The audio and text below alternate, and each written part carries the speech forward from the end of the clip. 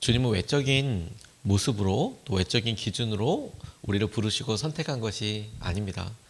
오히려 주님께서 우리를 찾아오실 때 우리가 사람들을 만나고 친구로 삼으려고 하는 기준이 있다면 그 기준과는 오히려 많이 동떨어져 있는 그런 특별한 마음으로 우리가 이렇게 봤을 때는 이해되지 않는 그런 만남으로 우리를 찾아오시고 우리를 인도하고 계시는 것에 우리가 참 감사하고 또 기뻐할 수밖에 없습니다. 우리는 심지어 기피하는 사람들이 있을지라도 주님은 우리가 보기에 기피할 만한 사람들마저도 부르시고 찾아가셔서 또는 찾아오셔서 당신의 손길을 내밀어 주시고 어떤 은혜가 예비되어 있는지 발견하도록 그렇게 이끌어 주십니다.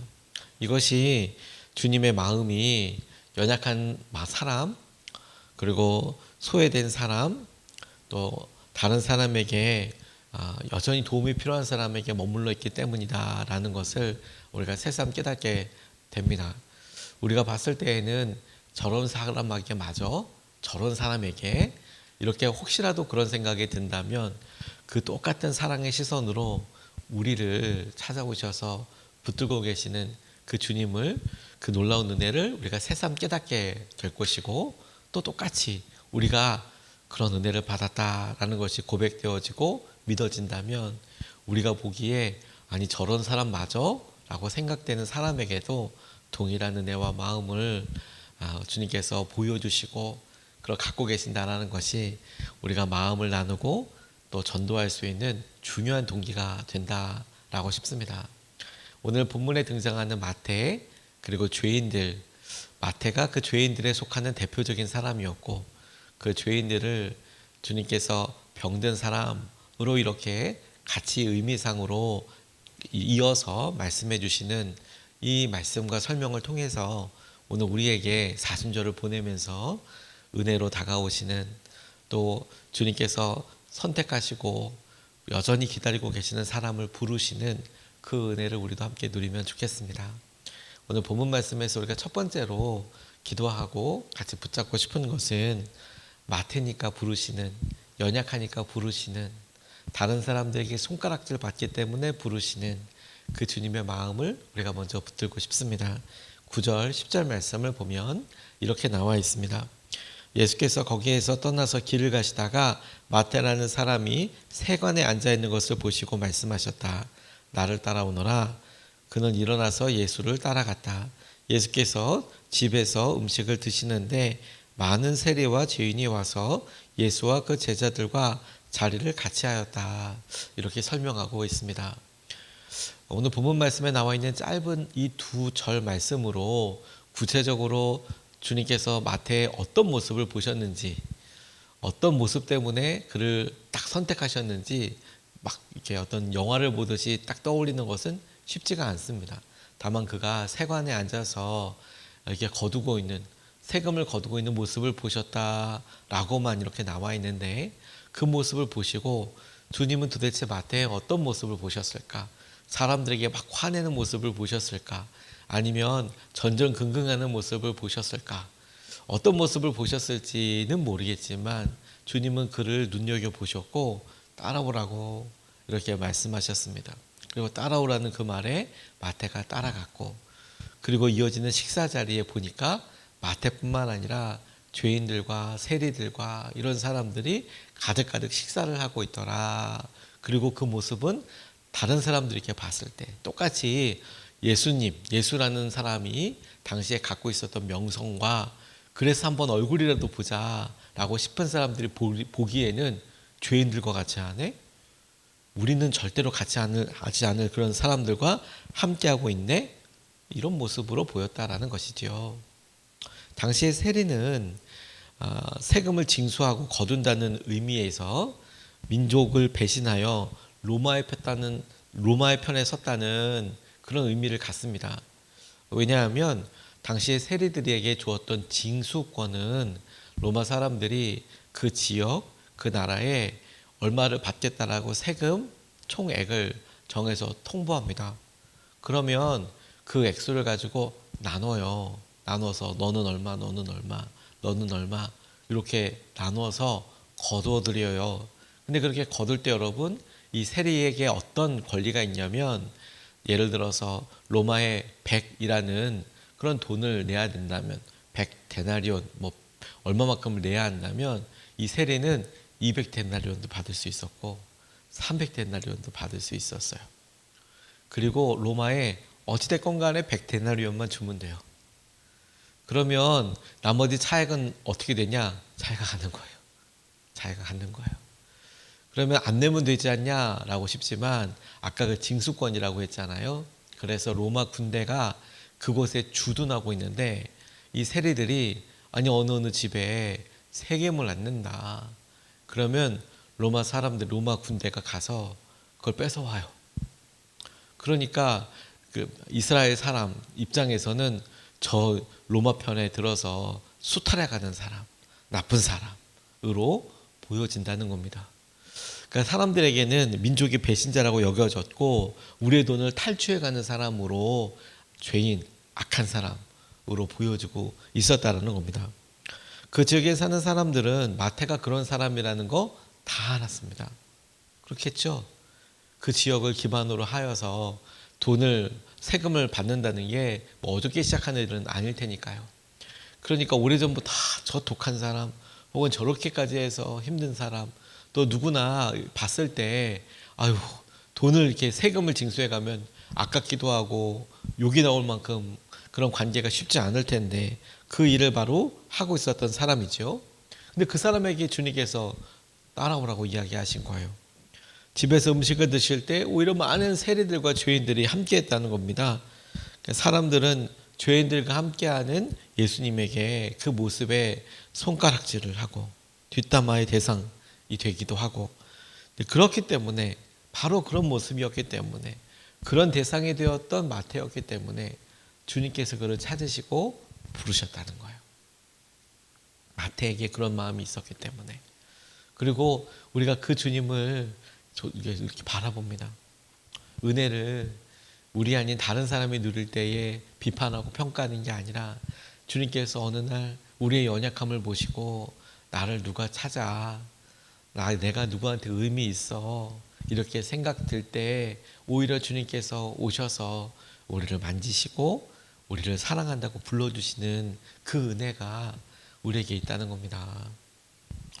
지난주부터 우리 예수님의 사람 제자 훈련을 시작해서 다시 이렇게 은혜를 나누는데, 오늘 한과 저도 똑같이 제자 훈련을 해 나갑니다.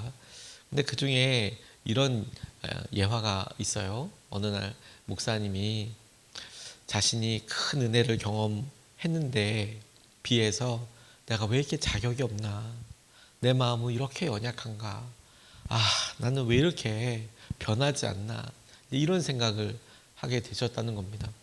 나는 진짜 돌덩어리 같다. 진짜 마음이 여전히 또 무너지고 난 도저히 자격이 없다, 이런 마음이 확 들 때도 있죠. 여러분들은 어떤 때 그런 생각이 드십니까?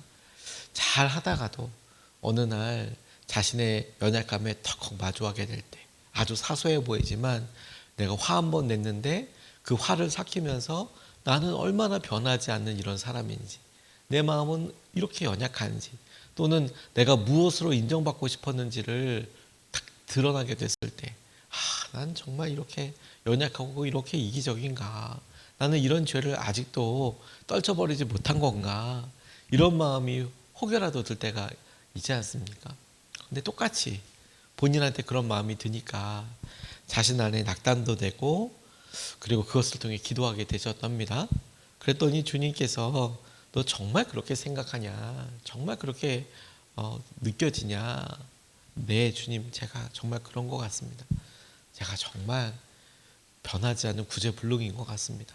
그랬더니 너 그런 마음으로 성도들을 대하고 목회해라. 딱 그런 마음으로, 네가 그렇게 자격 없고 네가 그런 모습이라는 것을 잘 기억하고, 그럼에도 불구하고 보내주신 사람을 아끼고 사랑하고 섬겨라. 그리고 너도 그런 눈으로, 그런 은혜의 눈으로 사람들을 바라보아라. 저는 여러분, 어느 순간에 우리가 마태가 아니라고 생각해서 저 사람은 저래서 안 되고, 이 사람은 이래서 나쁘고, 저 사람은 저러니까 저렇게 어려움 당하는 거고, 우리는 어느 순간에 마태를 바라보는 지극히 선하다고 스스로 생각하는 사람들의 모습으로 바라봅니다. 그런데 여러분, 우리가 마태예요. 우리가 마태. 마태니까 불러주신 거거든요. 우리가 사순절을 보내면서 이 새생명 축제를 기도하는 게 저도 너무 깊은 의미가 있다고 싶어요. 우리가 기도하며 연약하고 죄인들을 불러주시는 주님을 우리가 새생명 축제를 전도하다 보니 그 은혜가 우리에게 먼저 있었구나. 우리가 그 마태구나. 우리가 그 은혜를 입은 거구나. 그렇게 바라보게 되는 거라니까요. 어느 분이 호세아서를 이렇게 묵상하다가 보니 호세아 어떻게 그렇게 용서하고 사나. 고멜을 어떻게 그렇게 용서하고 하나님께서 그렇게 하라고 한다고 어떻게 그렇게 순종하고 가나. 아이고 호세아 그런 마음으로 어떻게 견디나. 이렇게 처음에 그렇게 붙잡고 기도하는데 주님께서 따져 묻듯이 마음속에 이렇게 말씀하시는 것 같아요. 네가 어떻게 호세아냐. 네가 고멜이지. 네가 어떻게 호세아냐. 너는 고멜이었다. 내가 그 배신한 고멜이고 내가 그렇게 용서받고 사랑을 받고 있는 그런 사람이구나 라고 깨닫게 돼서 오히려 기쁨으로 주님 앞에 회개하고 기도하게 되었노라고. 여러분 우리가 마태니까 부르신 거예요. 그 은혜를 우리가 먼저 입었습니다. 우리가 그 마음을 주님 앞에 이 사순절에 같이 깨닫고 또 우리가 전도축제를 준비하면서 그 은혜를 누리며 주님을 의지할 수 있으면 좋겠습니다. 두 번째로 붙잡게 되는 것은 병든 사람에게 의사가 필요하듯 죄인에게 찾아오셨다라는 말씀을 붙잡고 싶습니다. 11절에서 13절 말씀을 보면 바리새파 사람들이 이것을 보고 예수의 제자들에게 말하였다. 어찌하여 당신의 선생은 세리와 죄인과 어울려서 음식을 드시오. 예수께서 그 말을 들으시고는 말씀하셨다. 건강한 사람에게는 의사가 필요하지 않으나 병든 사람에게는 필요하다. 너희는 가서 내가 바라는 것은 자비요 희생 제물이 아니다 하신 말씀이 무슨 뜻인지 배워라. 나는 의인을 부르러 온 것이 아니라 죄인을 부르러 왔다라고 이렇게 대답하셨습니다. 이것에 대한 주님의 마음은 너무도 분명하게 드러납니다. 사실 의사는 이 세상에 지금 이 시대에 있어서는 모두에게 다 필요하죠. 의사는 모두에게 다 필요합니다. 그런데 병든 사람들에게는 더욱더 간절하게 필요한 거고 또 상황이 긴박할수록 당장 찾아야 할 사람입니다. 도움을 받아야 되잖아요. 하지만 건강한 사람에게는 대부분 필요하지 않다라는 느낌보다 언젠가 필요한 사람이에요. 언젠가 있어야 되는데 내가 아플 때 필요한 사람인 거죠. 전혀 필요 없는 사람이 아닌 것은 아닙니다. 언젠가 필요한 사람, 언젠가. 지금은 아니고 언젠가 필요한 사람. 그나마 의사에 대해서 처우가 많이 개선됐으니까 그렇지 예수님 당시에는 무슨 과학적인 방법으로 치료를 했겠습니까? 심지어 그 시기에 어떤 문화에서는 이발사가 의사 역할을 하기도 하고 그랬어요. 그러니까 도무지 어떤 의사로서 검증되어 있는 교육이나 이런 게 있었다라고 보기보다 내려왔던 속설들, 풍설들 이런 것들로 의료 행위를 했으니까 그래도 그 의사라도 꼭 붙들고 도움을 받아야 하는 것이지요. 하지만 병자에게는 그런 마음과 그런 지식을 갖고 있다는 게 어디예요? 하지만 굳이 안 아프면 만나진 않죠. 만나고 싶진 않겠죠. 돈 들고 시간 들고 고생하고 그렇게 하니까 만나고 싶지 않은 딱 그 모습을 보여주고 계시는 겁니다. 주님께서 의사를 들어 말씀하신 것이 저는 그와 같다고 싶어요. 죄인들, 그 사람들이 의사가 병자들에게 필요하듯이 예수님, 당시에 많은 무리들이 혹은 어떻게 말하나 보자라고 모였던 종교 지도자들, 예수님이 그렇게 누군가를 치유하시고 기사와 이적을 일으키시고 말씀을 나누시고 하는 거 좋죠, 그렇죠. 언젠가 나한테도 필요한 거죠. 언젠가, 썸데이에. 하지만 지금은 당장은 좀 부담되는 거죠. 주님을 믿고 따르는 것, 언젠가는 너무 좋은 거죠. 언젠가는 그 일이 참 좋은 거예요. 누군가에게 복음을 전해서 그 사람이 돌아오는 거, 언젠가는 꼭 좋은 거죠. 지금은 아닌 거예요, 지금은. 이런 판단을 하고 있는 사람들을 주님께서 오히려 상대적으로 명확하게 보여주시는 것이죠. 주님이 기다리시고 주님이 붙드시고 하지만 막상 당사자는 잘 몰라요. 찾지 않죠. 하지만 그가 아파 보면 갈급해 보면 찾을 분이 주님밖에 없는 것이죠. 마태에게 주님께서 어떤 모습을 보셨는지 모르겠지만 주님께서는 아마도 병든 사람이 의사를 찾을 법한 그런 모습을 아마 보셨을 것 같아요. 그가 힘들어하고 있었거나 관계에 여러 지치고 있었다거나 그의 마음의 눈빛에서 어떤 갈망을 보았다거나 우리는 그 장면에 주님이 뭘 보였는지는 모르겠지만 한 가지는 알 수 있어요. 병든 사람 같았고 의사를 찾을 것 같은 그 마음을 보시고 주님은 그것을 외면하지 않으셨다.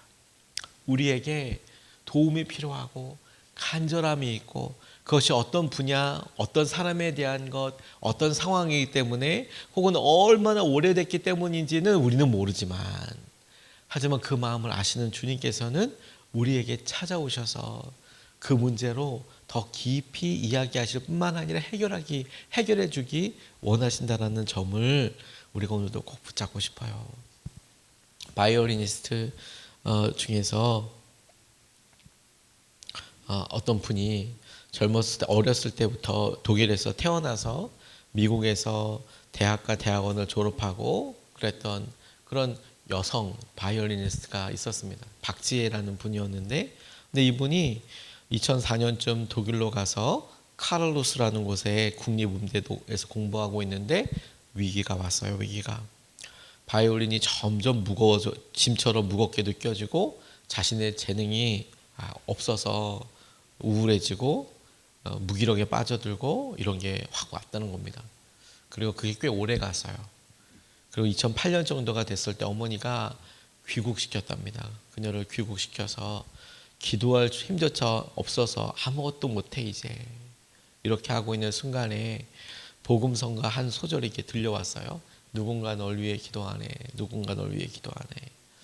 그래서 그 엄마가 이 박지혜 당시 바이올린 배우고 있는 자기 딸한테 마지막으로 우리가 하나님께 영광을 돌리기 위해서 한번 해보자.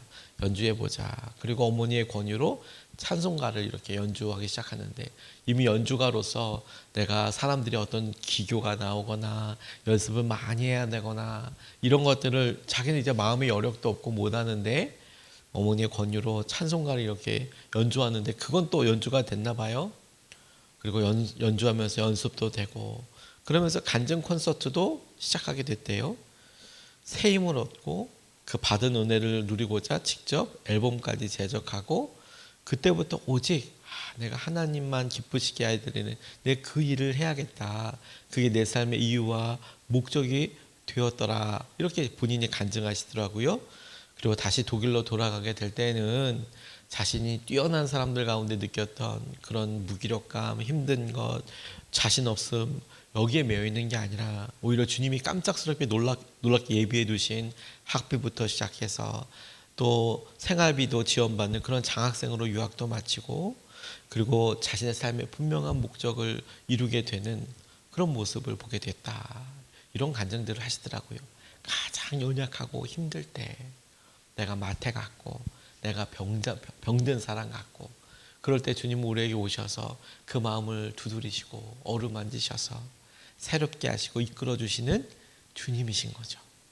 오늘 여러분 우리가 마태니까 부르시고 병자니까 부르시고 그 주님께 우리가 받은 은혜를 떠올리며 우리 주위에 우리가 함께 기도하는 사람에게 저 사람의 외적인 모습이 아니라 저 사람이 저렇게 힘들고 어려우니까 권해보고 나눠보고 또 그러니까 우리가 함께 있어주고 아직 모르고 힘들더라도 2번, 3번 말해보고 그 사람의 편에 서서 주님의 마음을 통로로 주님의 임재처럼 함께 나누고 은혜를 누리는 것을 통해서 그 사람에게도 믿음의 통로가 될 뿐만 아니라 우리가 그렇게 하는 것을 통해 주님의 마음을 직접 알고 누리게 되는 큰 축복이 저와 여러분들에게 함께 하시기를 주님의 이름으로 축복합니다.